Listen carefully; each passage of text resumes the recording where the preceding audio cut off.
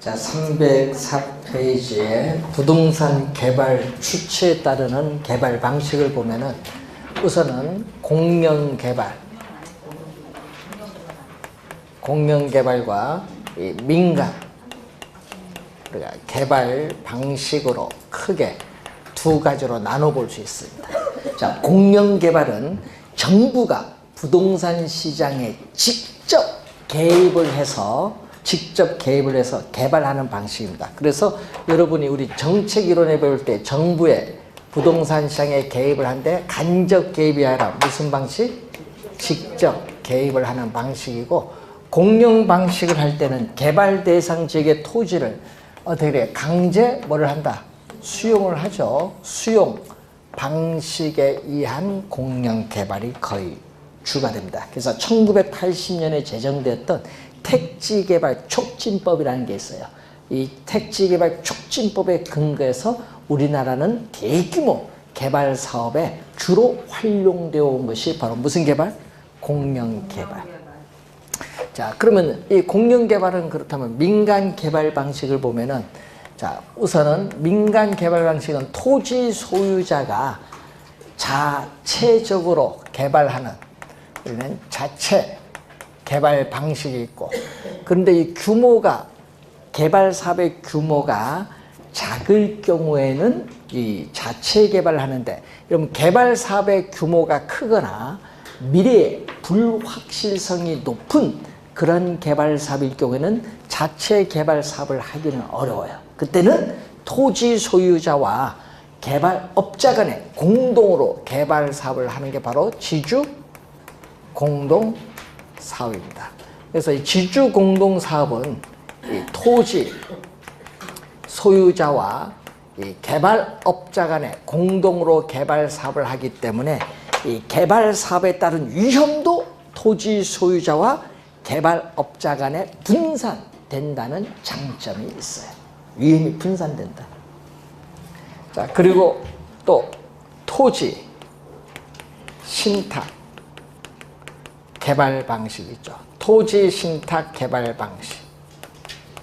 그리고 대규모 개발 사업일 경우에 이 자금의 조달, 그리고 기술 보완 등의 필요가 있을 때 여러 법인 간의 컨소시엄을 구성하죠. 뭐 고속도로 개발 사업이라든지 이런 거 할 때 컨소시엄을 우리가 구성해서 개발하는 방식이 있어요. 자, 이렇게 민간 개발 방식은 네 가지로 나누는데, 자, 이때 지주 공동 사업이라는 것은 다시 또 네 가지가 있거든요. 자, 여러분이 이 준공된 건물, 여러분 준공된 건물의 일부를 우리는 공사비로 취급한다. 자, 여러분 준공된 건물의 일부를 대물의 형태로 뭐 공사비를 지급을 하는 방식이 공사비 대물 우리가 지급형 또는 변제형. 그러니까 말 그대로 공사비를 건축 면적인 일부의 뭘로? 대물로 변제하겠다.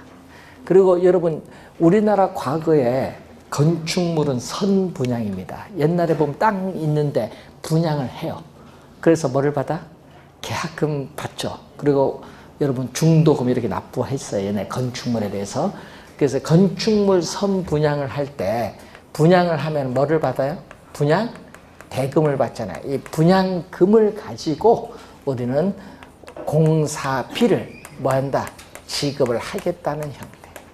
그래서 자금 동원 능력이 없는 개인 기업이 옛날에 많이 행하는 방식. 그래서 이 건축물 선분양해서 분양금으로 공사비 지급을 하겠다 하니까 돈은 들어왔죠. 들어왔잖아요. 계약금하고 계약서 은행에서 돈 들어왔을 거 아니에요. 그걸 가지고 도망가신 분들이 많았어요. 네? 그러면 계약한 사람은 그거 돈 갚아야 될 거 아니에요. 본인 이름으로 계약했기 때문에 은행 대출도 본인 이름으로 받았잖아요. 골치 아픈 거예요. 그래서 우리 옛날에 무서운 사건이 하나 있었어요. 예? 동대문에서 2004년도에 분양했는데 6월 30일 분양 마감인데 7월 2일 날 부도난 거야. 이틀 뒤에.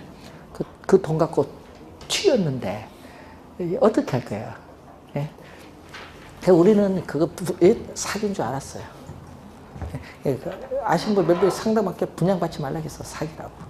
그 사기에 누가 그 사람 혼자 사기 칠 수는 없죠. 사기 치려면은 있죠. 종로구청장부터 시작해서 예? 구청장, 국회의원, 다 끼어들어야지 그 허가도 받아야 하니까. 그러다 보니까 그때 당시 정대철 의원이 구속된 거예요. 그 사건으로. 경계 떠난 사건이에요. 예, 선분양 그래서 사기가 많아요. 그래서 바뀐 게 건축물 뭘로 바뀌었어요? 후분양으로 바뀐 거예요. 자, 그 다음에 또 뭐가 있냐 하면은 투자자. 여러분 조합 아파트 있죠? 조합원 투자자를 모집을 해서 우리는 개발 사업을 하는 투자자 모집형이 있고, 그리고 토지 소유자가 개발 사업 전반을 개발업자에게 위탁하여 개발하는 방식이 있어요. 이걸 우리는 사업 위탁형이라고 해요.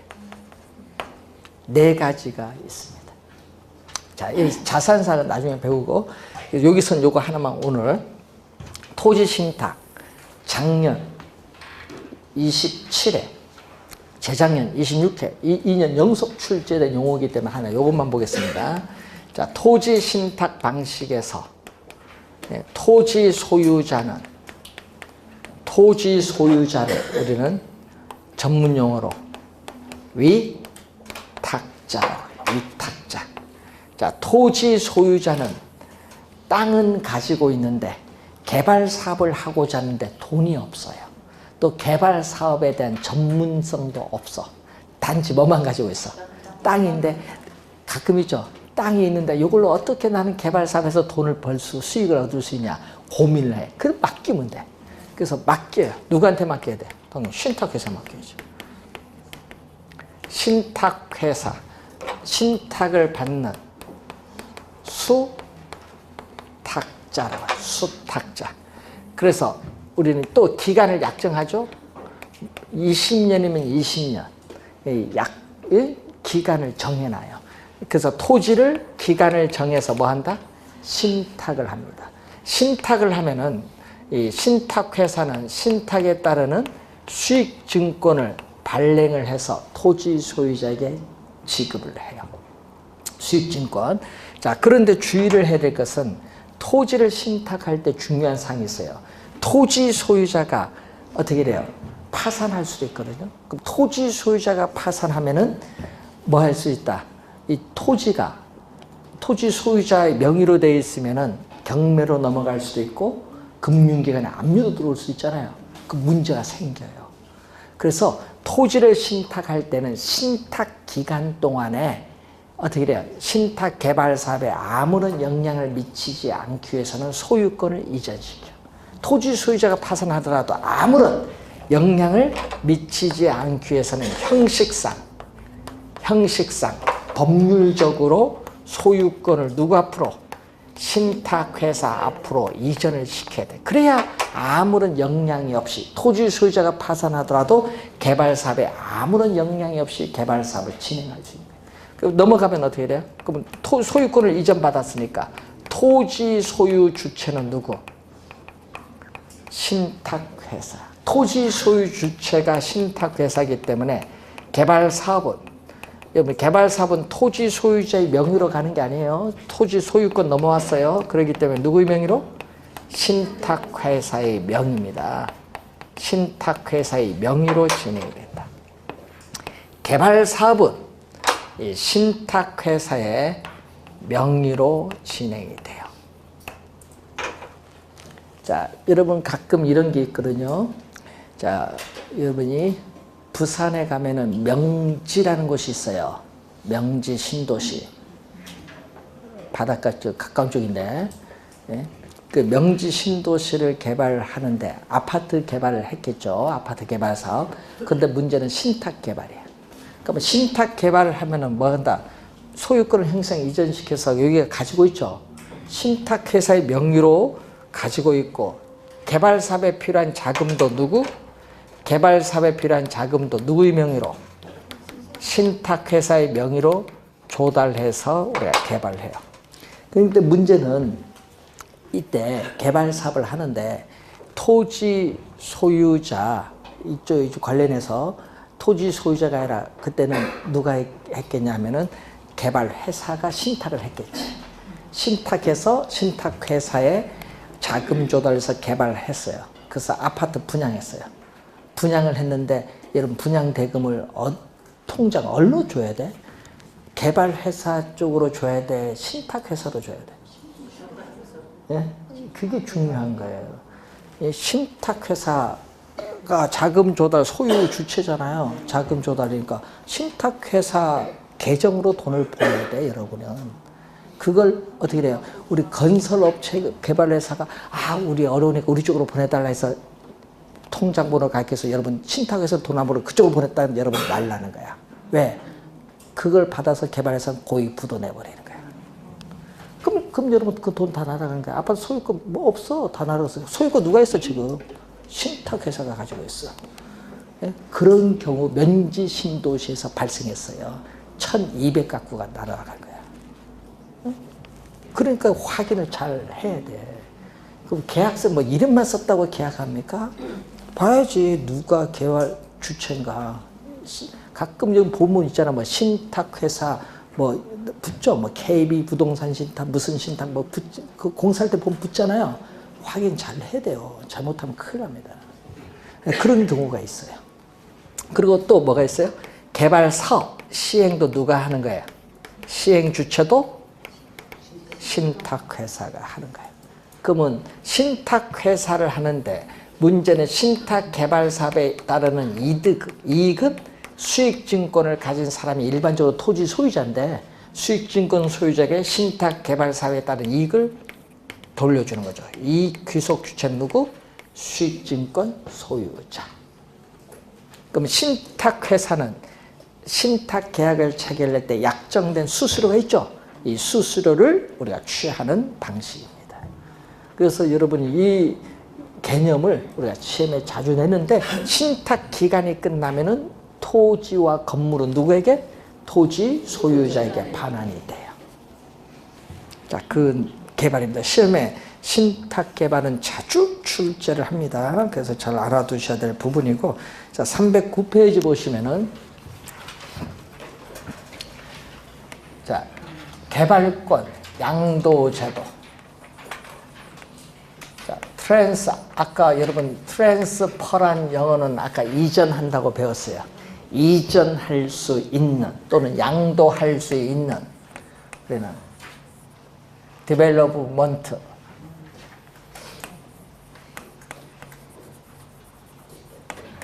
자, 라이츠는 권리. 그러니까 뭐죠?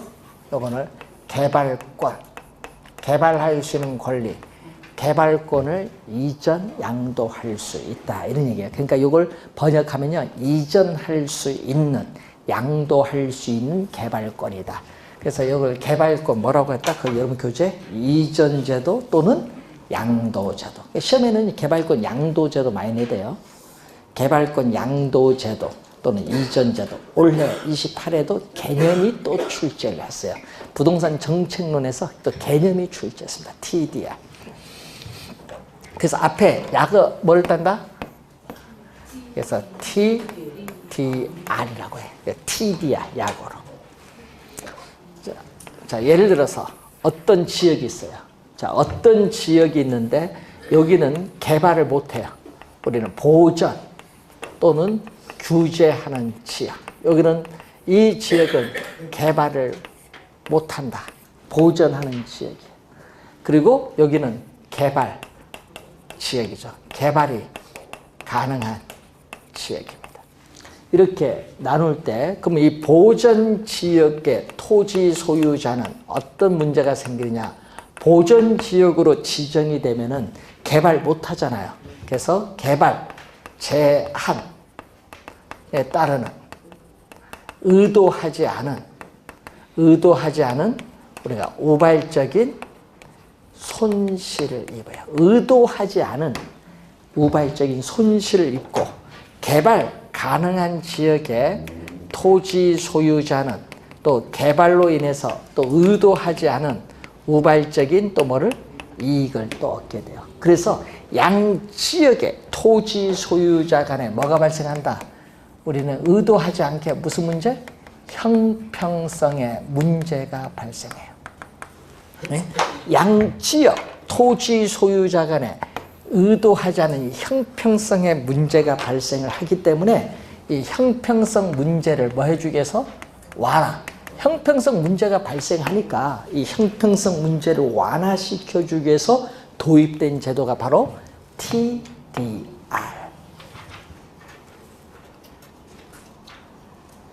그럼 손실을 보니까 여기 뭐 의도하지 않은 우발적 손실을 보니까 이 손실을 뭐 해줘야 돼? 보전을 해줘야겠죠. 보전을 해주려다 보니까 이 토지 소유자의 소유권과 뭐를 개발권을 뭐 한다?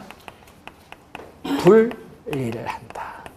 소유권과 개발권을 뭐 분리를 해요. 그런데 문제는 소유권과 개발권을 분리하는데 이 개발권은 이 지역에서는 쓸모가 없어. 왜? 개발 제한을 시켜놨기 때문에 이 개발권은 토지 소유자가 가져봐야 아무런 의미가 없다. 그렇기 때문에 이 개발권을 뭐를 통해서? 시장을 통해서 개발권을 개발 지역에 법정 허용 용적률 이상 개발을 원하는 토지 소유자에게 매각을 함으로써 이 손실에 대한 뭐를? 보상을 받는 제도를 우리는 전문용어로 뭐라고 한다? TDR. 그래서 보상을 받으니까 손실에 대한 보상을 받으니까 형평성 문제를 어느 정도 뭔다? 해결해 주는 거예요. 그 개념을 우리는 출제를 했습니다. 그러면 이 손실을 정부, 이 우발적인 손실을 국가 또는 지방자치단체인 공공이 보상해줘요? 아니죠. 누가 보상한다? 공공이 보상하는 것이 아니라 시장을 통해서 매각하기 때문에 누구? 개발 지역에 법정 허용 용적률 이상 개발을 원하는 토지 소유자의 누구? 사적 주체야. 공공이 아니라 사적 주체가 이 지역의 토지 소유자에게 개발권 사면서 보상을 해줘. 그래서 이 지역의 토지 자원을 보전을 누가 해주는 거야? 개발권을 매입하는 토지 소유자. 여기 지역의 토지 소유자가 이 지역을 보전해 주는 거야. 그런 내용들을 염두에 좀 두시면서 개념만 밟습니다. 자, 311페이지에 부동산 관리. 자, 부동산 관리는 뭐를 해야 돼요? 부동산을 취득을 하면은 보유기간 동안 운영해서 일정 기간이 지나면은 처분이 이루어지는데 요 사이에 여러분 관리가 이루어진대요. 부동산을 취득을 하고 나서 뭐가 이루어진다? 관리가 이루어져요. 그래서 부동산을 취득을 하고 난 이후에 부동산에 있어서의 보전, 그리고 유지, 개량, 보유기간 운영에 따르는 일체 모든 행위를 하는 것을 부동산 관리다. 처분하면 관리가 이제 없죠. 처분에 그래서 관리는 대응하는 게 아닙니다. 자, 그럼 부동산 관리가 왜 필요하냐? 그럼 예를 들면 왜 관리가 필요해요? 예? 우리는 건축 기술이 발달로 인해서 건물이 고층화되고 있죠. 그럼 이 고층화된 건물에 대한 전문적인 부동산 관리에서의 관리가 필요하고요. 그리고 또 우리는 고층 건물이 들어서면서 또 분양이 이루어지잖아요. 또 임대도 하잖아요. 그러다 보니까 분양이 이루어지는데 그 분양받은 사람이 이용하면 좋은데 이용도 안 하는 경우 있어요. 또 임대차 계약을 맺을 수 있거든요. 그래서 이 고층화된 건물에 있어서 대량의 임차인이 발생함에 따라 어떻게 돼요? 임대인, 부재 소유자의 요구의 증대로 인해서 부동산 관리가 필요로 하는 거예요. 자, 그러면은 이 부동산 관리를 할 때는 우리 앞에서 배우셨던 용어 중에 이 복합 개념이라는 용어를 배웠어요. 복합 개념. 시험 지문에 또 많이 출제되는 용어죠. 복합 개념. 복합 개념이 나오면은 우리는 항상 뭐가 떠야 돼? 복합 개념이 나오면은 기술적, 경제적, 법률적 이 용어가 꼭 떠야 돼. 기술적, 경제적, 법률적. 자, 복합 개념입니다. 그래서 기술적 측면의 뭐 관리, 경제적 측면의 관리, 법률적 측면의 관리가 이루어져야 돼. 그러니까 기술적 측면에 하자, 흠이 발생하기 전에 사전에 미리 예방 조치를 취해준다든지 아니면 뭐다? 기술적 측면에 하자, 흠이 발생한 경우에는 그 하자를 제거해 주기 위해서 필요한 여러 가지 기술적 측면의 조치를 취해주는 관리를 무슨 관리? 기술적 관리. 이번에 제천에 화재가 났죠. 그 화재의 가장 근본적인 건요, 예방이 중요해요. 불 나기 전에. 그럼 불 나면은 그 다음에 뭐야? 번지지 않도록 해야 될 거 아니야. 그럼 뭐가 문제 있어? 그러면 기술적 측면에서 뭐가 문제 있냐? 그럼 방화장치가 우선 문제가 있지. 그럼 딱 자동적으로 불 나면 차단시켜야지, 내려와서. 그게 고장났잖아요. 잘못됐지. 그걸 미리 사전에 예방해서 관리를 감독 철저히 해야지. 우리나라는요, 대충이야. 그래서 문제가 생기는 거예요. 그런 건 철저하게 관리를 해야지. 방화. 그게 무슨 보안 관리예요. 이런 방범, 방제 등의 여러분 안전대책 관리, 이런 보안 관리. 그런 다 이거 기술적 관리예요. 철저하게 해야 돼. 그리고 또 건물 지으면 뭐해? 사람이 운영을 해야 되는데. 경제적 측면에서 뭐가 발생해? 부동산 운영에 따르는 뭐가 발생하죠? 총 수입에서 운영하는 데 드는 또 뭐가 있어요? 비용을 빼면은 뭐가 나온다? 순수익이 발생할 거 아니에요. 이 순수익을 극대화하는 이러한 수익성 부동산을 관리를 해야 되는데, 그런 관리가 무슨 관리? 경제적 관리. 특히 임대용 건물, 이게 상당히 중요하죠. 법률적 관리는 뭐예요? 법률적 측면에서 하자를 제거해 주기 위한 관리죠. 여러분 가끔 제가 땅은 저 전라도 지방에 땅을 샀는데 지금 서울에 살고 있어. 1년에 한 번 내려갈까 말까. 그럼 관리를 안 하면 어떤 사건이 벌어지냐? 어떻게 돼요? 불법 점유에 의한 토지를 도난당할 수 있어요. 당할 수 있어요. 그러니까 어떻게 돼? 그럴 때는 관리를 두어서 뭘 해? 관리를 해야 돼. 이런 거는 다 여기 법률적 관리야, 그런 게. 예? 또 임대차 예약이나 계약상에 무슨 관리 있죠? 이런 건 다 이런 법률적 측면의 관리를 하는 겁니다. 이런 우리는 부동산 관리는 기술적, 경제적, 법률적 측면에서 무슨 측면? 복합 개념적으로 관리가 이루어지는 것이 좋다는 겁니다. 자, 그리고 우리가 또 관리 주체에 따르는 관리 방식이 또 나와요. 관리 주체에 따른 관리 방식인데 313페이지 보시면은, 자, 여러분 소규모 부동산을, 자, 여러분 원룸 우리 다가구 주택이라든지 다가구 주택이 있죠. 뭐 다세대 주택, 연립주택, 이건 본인이 직접 관리하는 경우가 많아요. 이런 소규모는. 그건 무슨 관리? 자가 관리. 가장 오래된 정통적인 관리 방식으로 소규모 부동산을 본인이 직접 관리하든지 아니면은 한두 명의 자가 관리요원을 둬서 관리합니다. 요즘은 한두 명의 자가 관리요원도 안 돼요. 왜 안 되냐? 요즘 보니까 물어보니까 요즘 최저임금 때문에 다 잘려서 본인이 직접 관리해, 이제. 소규모 부동산. 예? 예? 옛날에는 한두 명 두었는데 이제는 본인이 직접 관리해요. 그런데 대형 건물은 자기가 직접 관리하기가 어려워요. 대형 건물은. 이때는 뭐를 한다? 전문적인 부동산 관리 회사에 뭐를 해야 돼? 위탁 관리를 하는데, 이때는 위탁 관리는 대형 건물의 관리가 이루어지는데 이때는 전부 위탁해. 그럼 관리 업무에 뭐를? 전부를 위탁해서 관리하는 방식이에요. 전부 위탁 방식. 그리고 이 자가 관리에서 위탁 관리로 이행되는 과정에서 나타나는 과도기의 유용한 관리가 바로 무슨 관리? 혼합 관리. 혼합 관리는 과도기의 유용한 관리인데, 그래서 뭐에 유용하다? 우리는 자가 관리에서 위탁 관리로 이행되는 과정에 있는 과도기의 유용한 관리로서 뭐가 있다? 여기는 자가 관리도 있고 또 뭐도? 위탁 관리가 있어. 두 가지가 다 나타나요. 그래서 위탁 관리는 뭐냐면은 필요한 부분, 본인이 직접 관리하는 건 괜찮은데 관리 본인이 하기 어려운 게 있거든요.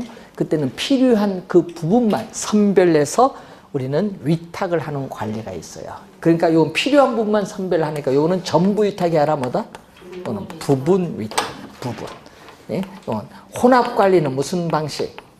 혼합 관리는 부분 위탁 방식이고 위탁 관리는 전부 위탁 방식이에요. 그 장단점은 여러분 일요일 가서 설명하고 개념 정도 보시고 자 315페이지 가시면은 이 전문가적인 영역에 따라 관리의 영역이 나타나는데 우리 시험에는 두 가지를 많이 내요. 시설 관리와 무슨 관리? 자산 관리를 많이 냅니다. 시설 관리, 자산 관리. 시설 관리는 뭐냐? 부동산에 관한 각종 시설, 우리 시설관리공단도 있잖아요. 이런 각종 시설을 뭐다? 운영, 유지하는 소극적 형태의 관리. 그러니까 부동산 소유자나 부동산 이용자의 단순 요구에 부응하는 소극적 측면의 관리예요. 여러분 청소 관리, 에너지 관리, 설비 관리 이런 게 다 무슨 관리? 시설 관리예요. 그런데 자산이죠. 언제 부동산을 매입을 하고 언제 부동산을 매각할 거냐. 네? 아, 저도 아까 나가서 휴대폰 보는데 031 딱 뜨는 거는 참 기분이 좋아요. 그런데 딱 떴는데 어떻게 돼요? 떨어졌습니다 하니까 아, 갑자기 기분이 안 좋네. 아, 동탄 노태 캣을 신청했거든요. 아, 떨어졌어요. 아, 이제 77대 1인데 1순위 마감. 그러니까 아까 했잖아요. 타임을 잘 잡아라. 언제 매입하냐. 왜? 마지막에 내년부터는 규제도 많고 금융 규제도 많고 이제 일가 주택인 사람 이제 대출 받아서 분양받기 어려워요. 내년부터는. 그러니까 마지막인데 또 역사에서 걸어서 5분도 안 걸리니까 이제 받았는데 그러니까 그게 중요해요. 언제 매입을 하고 언제 팔 거냐. 2년 뒤에 팔면 되죠. 분양받고. 그런 게 중요해. 그리고 어떻게 자금 조달 어떻게 할 거냐. 이런 건 다 무슨 관리? 자산 관리야. 그래서 요거는 부동산 소유자나 기업의 재산, 부를 극대화하기 위해서 우리는 여러 가지 관리 방법을 우리가 모색하는 무슨 관리? 적극적 관리야. 적극적. 뭐 투자에 따르는 위험 관리, 언제 재개발할 거냐, 언제 리모델링 할 거냐 이런 걸 결정하는 것이 전부 무슨 관리? 자산 관리. 시험에는요, 요 두 가지 구분할 수 있느냐를 많이 출제해요. 내용 보고 구분되느냐? 자, 나머지는, 관리의 나머지는 우리가 다음에 설명하기로 하고, 여러분 교재 323페이지에 마케팅 전략. 마케팅 전략, 이것도 매년 한 문제 출제합니다. 자, 여러분이 이 생산자에서 소비자에 이르는 모든 상품의 흐름 자체를 마케팅입니다. 그래서 최근에는 판매자, 공급자 주도에서 소비자, 구매자 주도로 부동산 시장이 변함에 따라 이 구매자 중심의 마케팅 전략 상당히 중요합니다.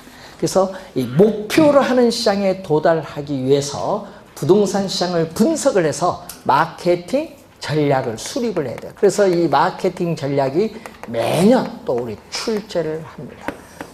만들었으면 잘 팔아야 돼요. 그래서 세 가지가 나와요. 마케팅 전략은 상당히 많거든요. 많은데 우리 출제를 우리 부동산에 하는 것은 대표적으로 이 세 가지를 출제를 많이 합니다. 자, 우선은 2년 전 26회 정답으로 물었던 시장 점유 마케팅 전략의 개념. 또 우리 과거에 또 자주 출제를 했던 고객 점유 마케팅, 또 관계 마케팅 전략. 자, 시장 점유 마케팅 전략인데 이런 마케팅의 중심이 되는 시장을 우리 뭐라고 하냐? 표적 시장이라고 해요. 표적 시장. 그러면 이 표적 시장을 선점은 뭐예요? 표적 시장을 선점한다. 선점은 미리 점유한다. 미리 점유하거나 틈새 시장. 틈새 시장 하면 여러분 옛날에 보면은 우리 안에 옷에 보면 다 흰색이에요. 그래서 유명하죠. BYC, 백약, 쌍방울, 트라이, 광고 보면 다 흰색이야. 그러다가 어느 사람이 2003년도에 미친 사람이 하나 나타났어요. 그래서 틈새쟁이 들어왔어요. 색깔 있는 옷을 딱 들어온 거야. 그게 그 여러분 듣는 명칭 붙은 것도 재밌게 붙였어요. 그 영화 제목 갖다 붙였어. 보디가드. 시장 점유율 20% 차지했잖아요. 그래서 그 회사 좋은 사람들 매각했잖아요. 예? 매각했잖아요. 주병진. 모르세요? 주병이 얼마나 유명한 사람인데. 아직도 총각이에요. 결혼 안 했어요. 근데 이제 그 좋은 사람이 이제 그런 틈새 시장 딱 개입을 해서 시장 점유율을 높이는 전략. 이게 시장 점유 마케팅 전략입니다. 이 틈새 시장이 있어서 상당히 중요하죠. 자, 그럼 여기에는 두 가지 전략이 있어요. STP 전략. 그리고 마케팅 믹스인데 최근에 시험은 계속 어디서 여기서 출제를 계속 하고 있어요. 최근에. 2년 전에는 요 개념 정답. 작년에는 마케팅 믹스 4가지 요소가 나오는데 이 요소 사례를 출제했고 올해는 여기서 2개 여기서 해서 출제를 또 했어요. 그러니까 마케팅 믹스는 뭐죠? 목표로 하는 시장에 도달하기 위해서 여러 가지 마케팅 이 요소를 결합을 하는 겁니다. 그 여러 가지 요소가 4개인데 이걸 우리는 플레이스, 원어도 영어로 알아야 돼요. 플레이스, 프로덕트, 프라이스, 프로모션. 시험에 영어로도 출제합니다. 근데 P가 4개거든요. 그래서 P가 4개, 포피스라고 해요. 포피스. 4가지 P. 예? 근데 요 4가지 P 중에 S. 예? 요 S는 요거의 약어. 그리고 T는 타겟팅. 예, 약어. 그리고 P는 포지셔닝. 요거에서 약어. 근데 주의해야 할 것은 시험 문제 요것이 여기 들어오는 경우가 있어. 요 P, 여기 P는 여기 P가 아니라는 거 꼭 기억해야 됩니다. 시험에 잘 냅니다. 자, 요거는 뭐죠? 자, 여러분이 우리 아파트 분양시장, 아파트 분양시장을 우리는 연령에 따라 또 소득 수준에 따라 30대, 40대, 50대, 60대 이상으로 나눴다. 이렇게 전체 수요자 집단을 인구, 연령에 따른 인구, 그리고 소득 같은 경제적, 인구 경제학적인 특성에 따라 이렇게 몇 개의 집단으로, 소규모 집단으로 나누는 것을 뭐라고 한다? 요 S라고 해요. 이것을 세그멘테이션을, 시장을 뭐 한다? 세분화시키는 전략.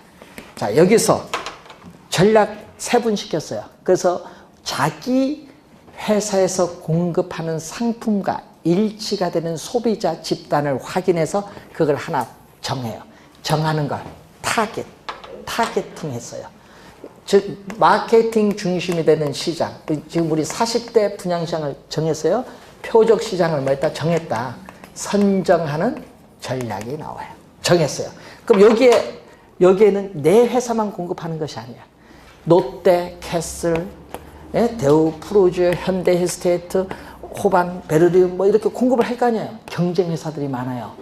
그러니까 동일한 표적 시장을 가지는 경쟁 회사들 사이에서 자기 회사에서 공급하는 상품의 가격이라든지 품질 등이 경쟁 회사와 비교할 때 어떤 경쟁 우위 전략을 가져서 고객의 마음속에 자기 회사의 제품의 위치를 정하느냐, 위치를 정한 포지셔닝, 위치를 정해주는 전략.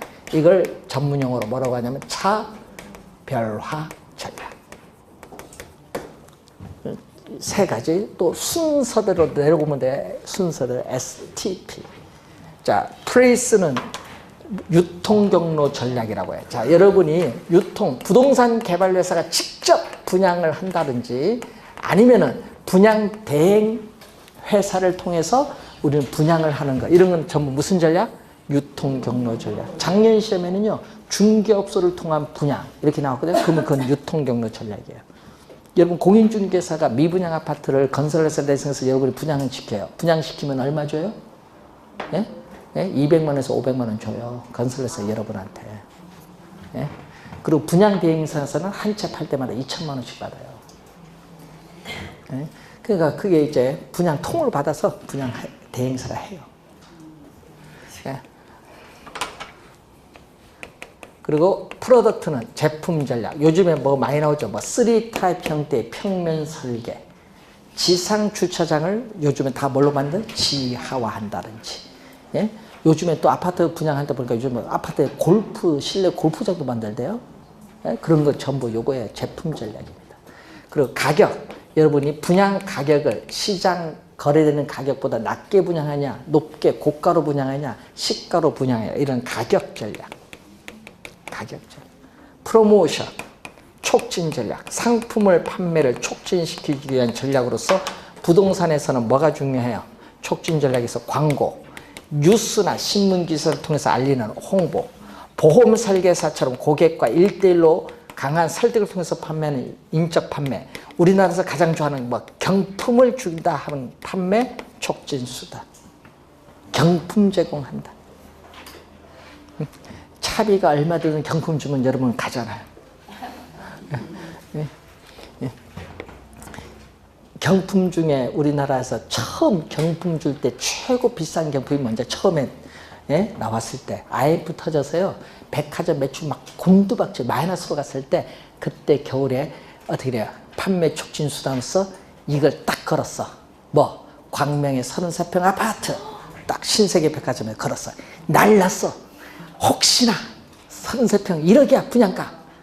제세 공간 부담 빼버리면 여러분 한 7천, 한 2천만 원 세금 내고 여러분 하면은 한 8천만 원. 그때 당시 아파트 33평 분양가가 서울에 1억 3천이야. 하여튼 1억이야 그때 여기 광명. 그걸 걸어서 서울도 아니고 신세계 백화점에서 어떻게 돼? 모든 소비자들 다 얼어가서 사. 신세계 백화점. 롯데, 현대 안 가. 다 혹시나 이왕 살 거면 다 그래서 신세계 날란 거야. 백화점 재고 다 없앴지. 옆에 백화점 물건까지 가져와서 팔았지. 거기는 안 가니까. 똑같은 회사가 백화점 다 있을 거 아니에요. 그러니까 가져와서 다 팔았어요. 그런데 문제는 당첨 딱 했는데 누가 된 줄 아세요? 예? 예? 병원 청소하시는 분이 됐어. 또 청소하시는 분. 예? 고생 좀 많이 하시는 분인데. 예. 그 사람은 자기가 될 줄 몰랐대. 그 뭐 자식이 대학 입학 선물로 뭐 했다가 된 거야. 그러니까 운이죠, 운. 그런 거 보면. 근데 요즘은 그래서 투기적 요소를 뭐 조작해 돼서 아파트 경품 걸지 말라 해서 그 다음에는 자동차 걸었어요. 자동차. 그것도 외제 벤츠 1억짜리. 예? 1억짜리 걸었거든요. 서현 분당 아시죠? 분당에 서현 거기 백화점 있거든요. 백화점에서 1억짜리 걸었는데 문제는 인쇄하는 데서 잘못해서 1등이 20명 나왔어. 골치 아픈 거야 이제. 근데 우리는 하나만 걸었으니까 하나를 20명 나누던지 또 나누겠어? 그 사람들이 아니다. 뭐 해서 나중에 조정까지 가서 결국은 20분의 1을 가져갔지 뭐. 재판까지 갔잖아요. 그럼 우린 책임이 아니다. 백화점. 인쇄 저주의 책임을 알아서 하라고. 그래 하여튼 소송까지 갔어. 촉진적이 상당히 중요해요. 네. 고객 점유, 마켓. 요거는 고객이 들어가니까 누가 들어가는가요? 소비자잖아요. 그래서 여기서는 아이다. 여러분 읽을 때를 아이다라고 읽으면 돼요. 또 이것도 영어 시험에 나옵니다. 앞에 A는요, attention이에요. attention. 고객의 주의, 주목을 끌고요. 그 다음에 I는 interest, 관심, 흥미를 불러일으켜서 그 관심을 desire, 물건을 사고자 하는 욕망을 갖게 만들어서 그 욕망을 액션, 구매, 행동으로 나타나자. 그래서 아이다의 원리. 소비자의 구매 의사결정 과정의 각 단계에 있어서 소비자와의 심리적 측면의 접점을 마련을 해요. 그래서 전달하고자 하는 메시지, 톤, 강도, 취지 등을 통해서 마케팅 효과를 극대화하고자 하는 거죠. 자, 관계, 마케팅 전략은 소비자와 생산자 간의 장기적이고 지속적인 상호 관계를 중시하는 전략인데 여기는 뭐와 연관되냐면 브랜드. 브랜드는 뭐죠? 상표죠. 브랜드와 연관되어 있어요. 자, 제가 아까 롯데캐슬 동탄역 떨어졌는데 롯데캐슬 하면은 생각나는 게 뭐 있어요, 여러분? 롯데 아파트도 있어요. 롯데캐슬도 있어요. 예? 롯데캐슬 하면 생각나는 게 뭐 있어요? 독수리? 독수리도 있지. 방패도 있어. 예? 거기 보면 방패는 뭐냐? 정통을 얘기해. 캐슬이 성이잖아요. 정통의 방패가. 그리고 거기 독수리가 딱 있어. 그것은 독수리는 하늘의 제왕이야. 위에서. 제왕이죠. 그 뭔지 아세요? 그게 정통 있는 고품격 아파트 롯데캐슬이야. 이미지가.